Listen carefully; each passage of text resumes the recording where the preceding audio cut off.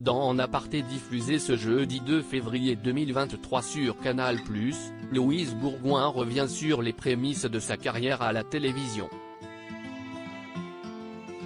Elle explique notamment pourquoi elle a changé de prénom. Une séquence que nous vous proposons de découvrir en avant-première.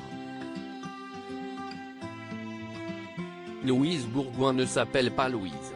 Ce jeudi 2 février 2023, l'ancienne dame météo du Grand Journal est l'invitée de Nathalie Lévy dans En Aparté. Dans ce programme diffusé en clair, la célébrité est placée seule dans une pièce à l'ambiance chaleureuse. Elle est confrontée aux questions de la célèbre journaliste, elle aussi absente du plateau. Dans une séquence que Télé Loisirs vous propose de découvrir en avant-première, la comédienne, dont le véritable prénom est Ariane Bourgoin, explique les raisons qui l'ont poussée à devenir Louise.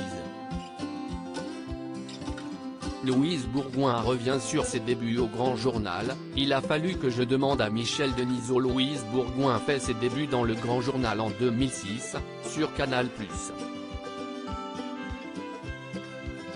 Or, à cette époque, Ariane Massenet partage le plateau avec Michel Denisot. Pour éviter une redondance de prénoms, la chroniqueuse devient Louise. Ça m'a beaucoup aidé. J'ai pu être beaucoup plus à l'aise en me cachant derrière quelqu'un. Ça m'a sauvée, convient-elle après avoir avoué qu'elle était très intimidée lors de ses débuts dans l'émission. Quand je sortais des émissions, je ne me souvenais plus de rien. J'avais une sorte de blackout de stress, avoue-t-elle. Aujourd'hui devenue actrice, la jeune femme née en 1981 continue de se faire appeler Louise. Ma famille et mes proches m'appellent Ariane, nuance-t-elle.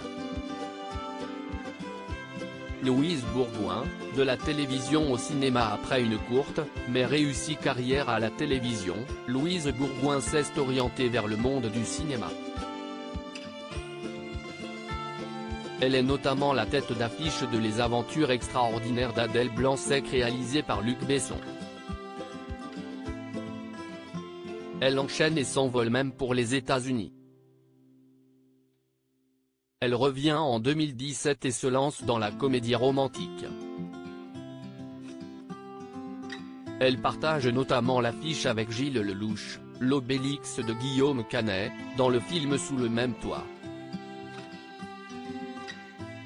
Dans d'autres films du même genre, elle donne la réplique à d'autres comédiens renommés en France comme Arnaud Ducret dans Les Dents, Pipi et Oli, ou Stéphane de Groot dans L'un dans l'autre. À lire aussi, Louise Bourgoin fait de rares confidences sur son compagnon et dévoile cette chose chez lui qui l'a fait craquer.